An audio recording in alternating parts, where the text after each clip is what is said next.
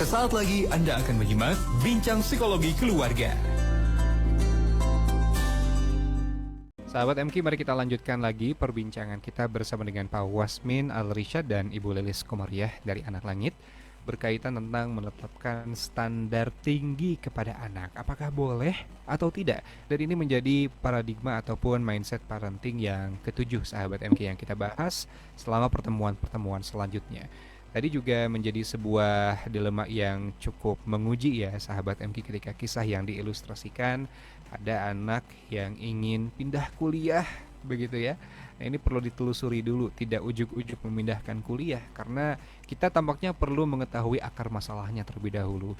Dan Masya Allah, saya yakin yang merasakan dilema ini tidak hanya yang diceritakan Pak Wasmin, ini berlaku umum ya, tampaknya banyak juga yang merasakan hal yang sama.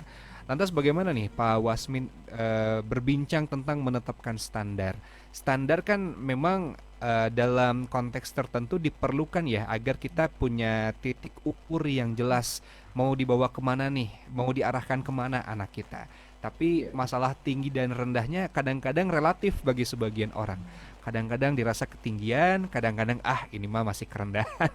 Ya, Bagaimana penjelasannya barangkali Pak Wasmin Bu Lilis? ekstrim kanan, ekstrim kiri ya. Nah, Yang itu bisa dia. ada tengah-tengah Iya. gitu.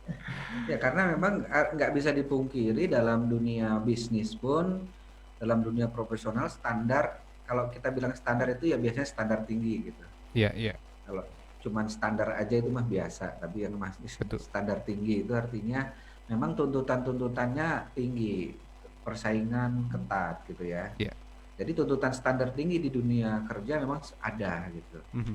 Tapi di lain pihak kita melihat juga, Bu Luis juga sering ngalamin ya bagaimana tuntutan standar tinggi orang tua itu mengakibatkan beberapa masalah emosi ya, Iya, Bu Luis. kayak misalnya banyak kasus yang terjadi dia kuliah di universitas favorit ya, Iya. di akademik sukses. Nah ternyata setelah dia keluar juga di sosial emosionalnya gitu malah cenderung ya sudah tidak bekerja keras lagi di yang lain, atau misalnya ada juga beberapa kasus yang tidak merasa bahagia gitu, Bu, saya itu sudah mencapai akademik yang tinggi sampai kalau sekolah mah nggak ada sekolah lagi lah sampai S3 Iya. gitu.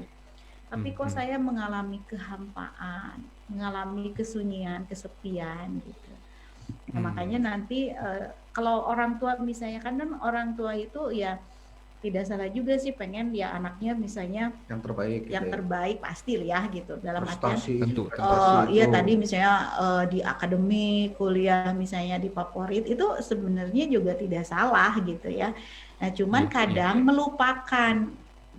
melupakan hal yang orang itu kadang ini loh melupakan atau terlupakan atau menyepelekan hal-hal yang kecil. Misalnya hal yang kecil itu misalnya kalau anak saya itu Bu Lilis pokoknya mah sekolah nggak harus ngurus di rumah.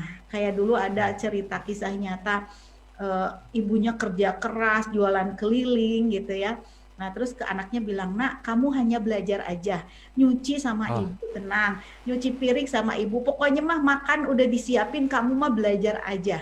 Apa yang terjadi? Sukses dia di universitas ternama gitu ya. Betul, Tapi yang terjadi di sosialnya dia malah justru terbiasa untuk hidup enak, tidak terbiasa untuk perih dulu misalnya tadi nyuci piring gitu ya. Karena banyak orang, Bu, anak saya tuh yang namanya nyuci piring mah nanti kalau dia sukses bisa meng-hire orang atau robot. Iya, kalau nanti kayak misalnya anak-anak saya itu misalnya kalian itu nanti bukan berarti misalnya Bunda ajarkan untuk nyuci piring, nyuci baju, bukan berarti nantinya tuh nanti profesi kamu tuh bukan ini, bukan, tapi kita ambil karena ketika nyuci piring, nyuci baju itu hal-hal yang berkaitan dengan kedisiplinan, ketekunan, kemudian kemandirian itu akan terlatih gitu sehingga nanti kalau sudah sukses nggak harus dia nyuci. Kalau udah sukses mah tuh masa nyuci sendiri, kita bisa istilahnya kita bisa cari orang atau misalnya kita serahkan ke yang lain. Nah, ini kadang lupa orang tua gitu. Anak saya bukan jadi pembantu kok, Bu Lilis. Iya, dalam artian Allah ini Akbar, ya. kegiatan ini bukan nanti besarnya dia harus nyuci sendiri gitu. Terus anak-anak saya protes, Bun, kalau aku misalnya nanti kalau sudah sukses, emang aku harus nyuci piring? Enggak usah, saya bilang. Tapi sekarang karena lagi kamu dasar, orang itu kadang gini loh, mau buat bangunan besar, lebih ke arah misalnya keindahan aja, tapi dasarnya enggak gitu. Akhirnya yang terjadi bisa gedung yang mewah karena pondasinya nggak kuat, apa yang terjadi? Roboh. Dan di kehidupan itu Roboh, banyak ya. loh orang begitu. Tadi misalnya banyak yang sudah kuliah tinggi, akhirnya dia kebingungan, Bu, gimana ya, saya menganggur cari kerja gitu ya. Sementara orang yang bisa jadi yang biasa-biasa aja, dia karena terbiasa di rumahnya itu dia tahan banting untuk ngelamar, ditolak tidak apa-apa. Saya akan belajar sampai akhirnya perusahaan itu menerima dia. Nah itu jadi ini terlupakan, mohon yang kecil gitu ya, karena kan kata prinsip Pareto itu bagaimana Pak Wasmi? Ya, jadi dalam memilih sikap, apakah kita menetapkan standar tinggi atau malah biarkan saja ke anak, itu harus ada sikap. Kita pakai prinsip Pareto nanti. Hanya saya ingin menanggapi tadi yang Bu Lilis, kalau orang tua bilang, kalau anak protes, emang nanti aku akan jadi nyuci tugasnya waktu dewasa. Dari kacamata pelajaran sebetulnya orang tua bisa ngejawab loh. Kamu juga nanti nggak akan jadi tukang penyair, kenapa kamu mau juga belajar bahasa gitu di sekolah?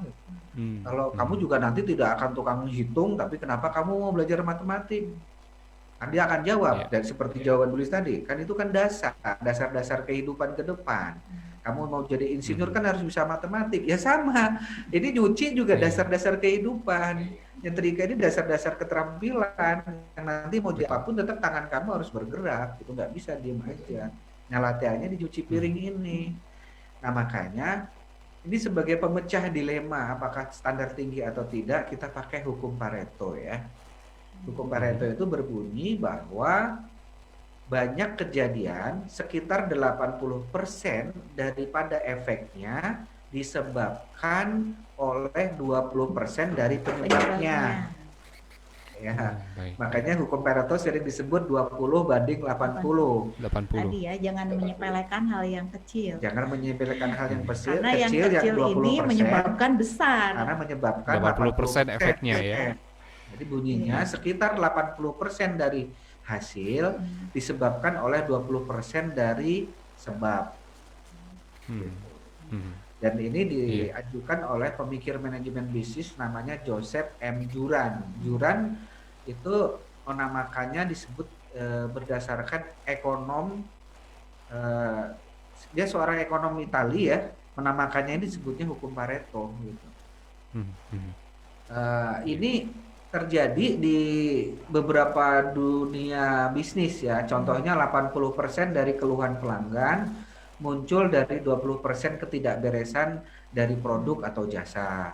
80% dari keterlambatan jadwal timbul dari 20% kemungkinan penyebab penundaan. 20% dari produk atau jasa menyebabkan 80% keuntungan. 20% penjualan produk jasa memproduksi 80% dari pendapatan perusahaan. Dan 20% dari cacat sistem menyebabkan 80% masalah. Dan 20% pengelola ekonomi menguasai 80% uang di Indonesia. Iya. Masuk 20% kinerja di organ tubuh kita mempengaruhi 80%. Yang 20% ini otak. Maksudnya kita harus berfokus pada nih otak. 20%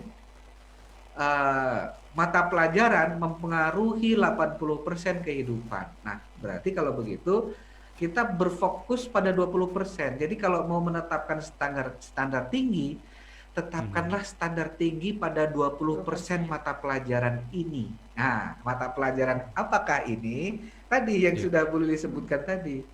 Mata pelajaran yang tidak langsung dipelajari di sekolah, yaitu mata pelajaran karakter. Baik, Di baik. situ tadi nyuci piring, mata pelajaran kemandirian. Minimal ada 6 mata pelajaran yang harus kita tetapkan standar tinggi.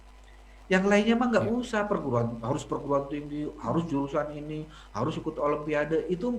Itu biarkan siswa anak sendiri yang punya target, tapi tidak mhm, ditekankan sama orang tua. Nanti anak jadi terpressure di situ. Nah, iya, 6 mata pelajaran ini yang pertama tadi sudah kesebut ya, Mandirian. kemandirian. Yang kedua tanggung jawab. Yang mhm, ketiga kejujuran.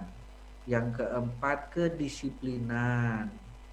Yang kelima ketekunan dan yang keenam adalah sosial Emosional, dalam emosional, artian pelajaran pengendalian emosi, emosi. pelajaran Karena emosi. apalagi mmm, sekarang fenomenanya di mana-mana dengan belajar yang kekagetan, terutama mungkin di Indonesia, belajar online, daring, itu kekagetan luar biasa. Akhirnya sekarang fenomenanya banyak orang yang kena di sosial emosional ya, Emosional. yang paling gampang mhm, stres, tertekan, ya kecemasan gitu. iya, Nah itu padahal emang kan ya apapun yang terjadi harus kita hadapi ya, karena kalau tidak dihadapi juga tetap terjadi gitu. tetap terjadi. Iya. Iya. Iya, iya. Masya Allah. Jadi kita bisa menerapkan standar tinggi ini kepada tadi ya hal-hal yang tidak dipelajari di sekolah yang mungkin otoritasnya lebih ada pada diri kita sebagai orang tua begitu ya? Ya, betul. Dan Hmm, itu hanya 20%, tapi nanti akan berdampak 80% pada kehidupan anak. Hmm. betul. Bahkan nanti akan berdampak juga pada mata pelajaran sekolah. Hmm. Oh, Nah, sekarang iya. kan kebalik nih, orang tua menetapkan standar tinggi pada akademik, pada Mhm. hal-hal prestasi-prestasi yang sifatnya nilai, sifatnya produk, tapi tidak menetapkan standar tinggi pada pondasinya. Iya, kayak contohnya Hmm. yang paling mudah anak yang masuk sekolah dasar. Biasanya orang tua sangat ketakutan kalau anaknya belum bisa baca, Baca. belum Iya, bisa iya. tulis, belum bisa hitung gitu ya. Sehingga yang terjadi anak yang sebenarnya sih kalau secara sensor motornya dia sudah siap, dikasih pembelajaran 3 bulan itu dia akan lebih cepat gitu. Tapi kalau belum siap, dipaksakan, apa yang terjadi? Kejenuhan kepada anaknya. Hmm. Jadi merasa belajar itu diawali masuk SD itu tidak menyenangkan, dengan banyak tuntutan, dengan banyak paksaan gitu. Mhm, mhm. Padahal anak itu, kalau kayak anak saya itu pertama kali dia bisa baca itu naik mobil itu semua dibaca. Ada mobil tulisannya gitu. Ada Ketika iklan ya, kita spanduk. iya ada iklan terus karena senang sebenarnya gitu. Tapi ketika Iya, iya. anak belum terus orang tuanya suruh belajar itu jadi tertekan anaknya. Nah, ini yang Hmm. eh, kalau dari pengalaman saya baik ke anak-anak saya atau ke klien-klien saya gitu ya, di sekolah dasar itu yang pertama di kemandirian, karena dengan Hmm. kemandirian, dengan misalnya dia biasa ada pekerjaan yang berkaitan dengan motorik halus, ketika dia menulis, akhirnya yang terjadi tangannya sudah lentur dengan kegiatan tersebut. Nah, ketika Mhm, misalnya mhm. Meskipun gurunya memantaunya jauh gitu ya. iya, itu. Jadi sudah Hmm. ada gitu. Nah, itu kadang terlupakan hal itu. Jadi sibuk dileskan untuk akademik, sementara Iya. dasarnya tidak. Yang terjadi adalah seperti tadi, sudah sukses misalnya di akademik, tapi tidak disertai dengan 20% ini, kalau bangunan jadi roboh. Sayang Hmm. banget, bangunannya udah indah, tapi pondasinya nggak kuat, akhirnya roboh. Betul. Seperti tadi misalnya sudah lulus, tapi sudah lulus orang tuanya masih pusing, ini gimana ya, masa kerja aja Bu Lilis orang tuanya harus ngelamarin gitu, harus buat lamaran dan Oh, sebagainya ya Allah. gitu. Padahal Iya, iya, secara iya. secara universitas dia universitas yang favorit gitu. Betul, Jadi betul. kurang Hmm. apa ya, kurang Mengeluh daya aja, udah iya, keterima kerja sini nggak nyaman, iya, akhirnya keluar lagi, pindah lagi. iya, Dan dia memang gampang Hmm. keterima kerja karena dari sisi hmm, akademiknya bagus iya, tuh kan. Tapi iya. pas sudah mulai dari dunia kerja, dia bosan, dia nggak tekun. Dan sekarang itu banyak perusahaan-perusahaan itu atau misalnya yang ya ada yang makanan gitu, perusahaan makanan itu kalau mau melewati manajer dia tetap harus cleaning service dulu. Bayangkan Hmm. kalau dia dulu nggak pernah punya pengalaman, emang gua pembantu harus ngepel-ngepel, ya udah tertolak dari perusahaan Hmm. tersebut gitu. Ada saya lihat perusahaan makanan itu termasuk teman saya ada di sana sekarang jadi manajer, dia cerita pokoknya di perusahaan makanan itu kalau misalnya mau jadi manajer semuanya harus melalui tahapan cleaning service dulu. Sehingga emang yang Masya Allah. terjadi ketika dia jadi manajer, kemudian si karyawan bawahannya sibuk, dia bantuin. Saya pernah manggil manajer hariannya, Pak, ini basah, tolong. Dia nggak ngelihat bawahannya masih sibuk, dia nggak nyuruh gitu, dia ambil terus dia ngelap. Padahal di name tag-nya dia manajer harian gitu, karena dia ada pengalaman itu gitu. Iya, iya. Iya, iya, iya. Si 20% ini ternyata menjadi hal yang sangat penting ya.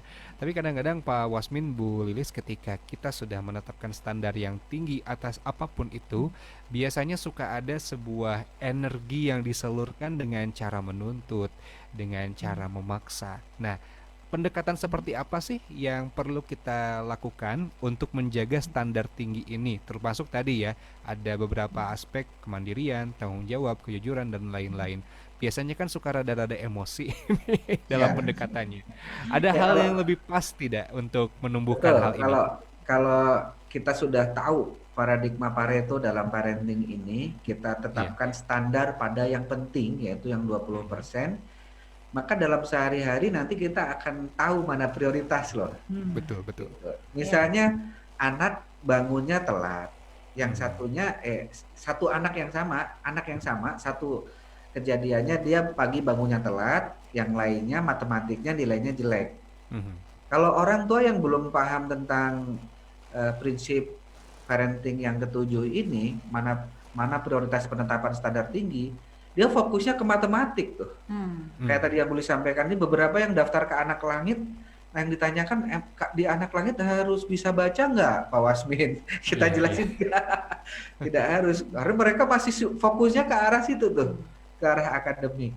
Betul. Jadi ketika orang tua menempatkan prioritas anak matematiknya jelek, tapi menganggap biasa bangun tidurnya telat, di sini belum dapat nih mindset parenting yang ketujuhnya belum dapat.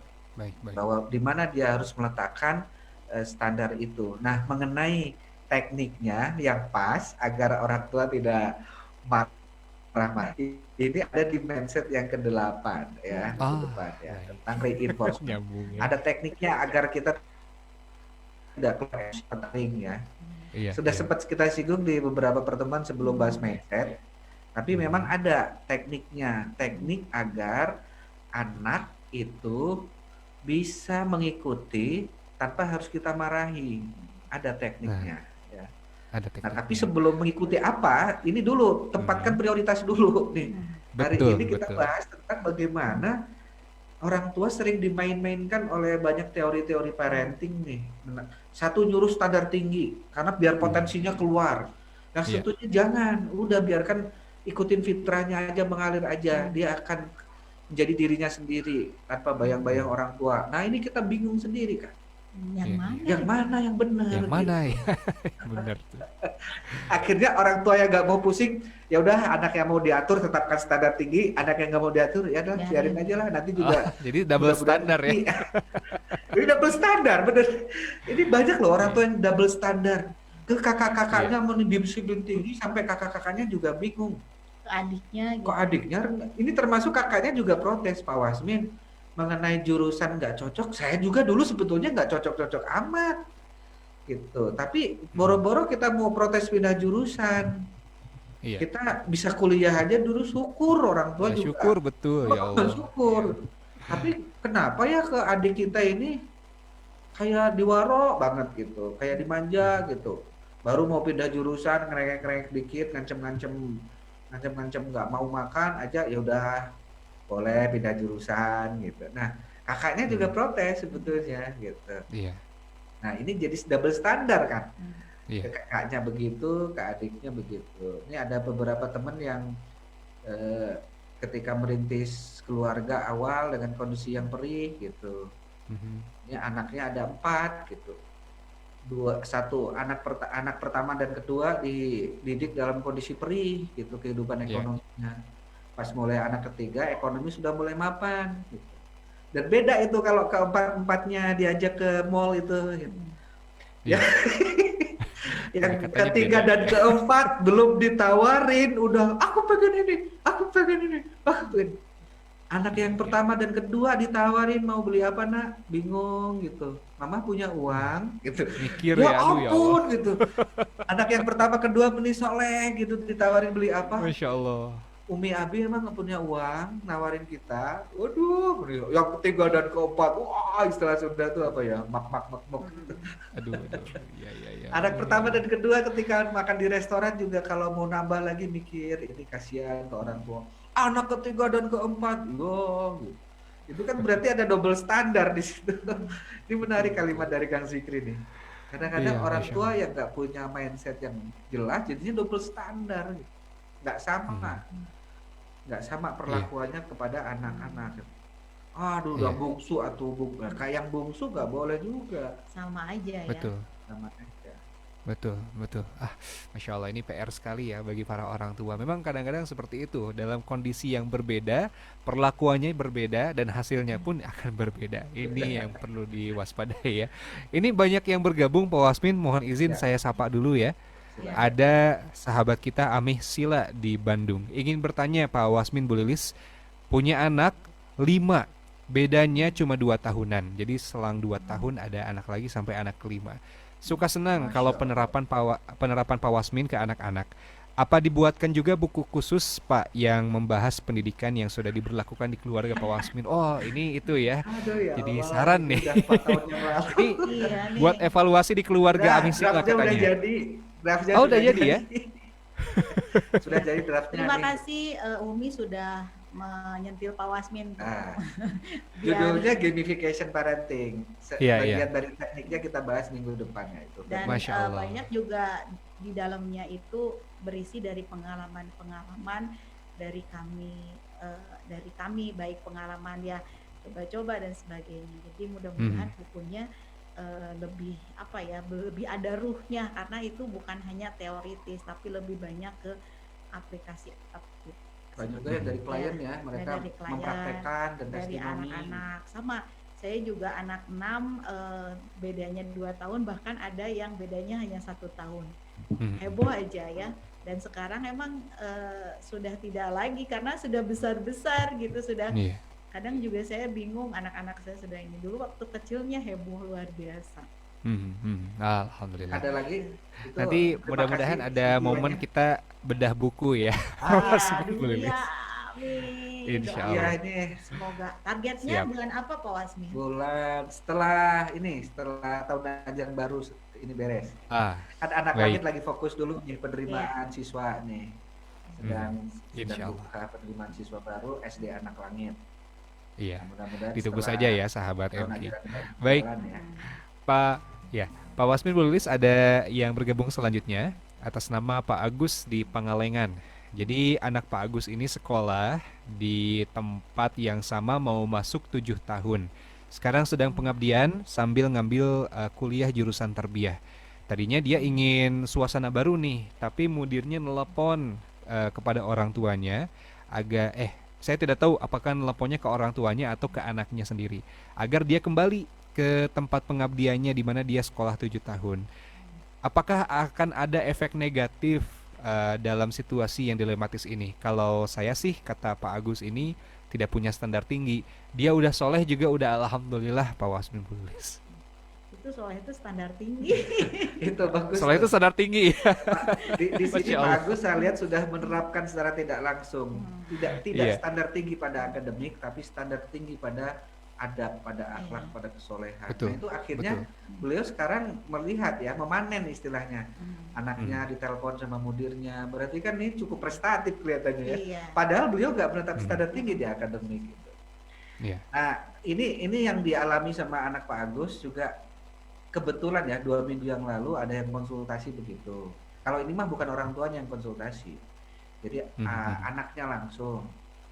Iya. Manggilnya Ustadz ke saya, Ustadz gitu. Ya ini saya tuh udah lulus, tapi emang ada pengabdian di sekolah ini, di kampus ini, gitu. Minimal sih 2 tahun.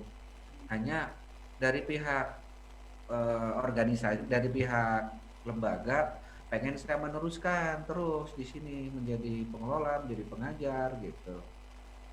Terus apa masalah kamu? Saya takutnya tidak berbakti gitu. Iya, Takutnya iya, tidak berbakti atau takutnya menolak rezeki gitu.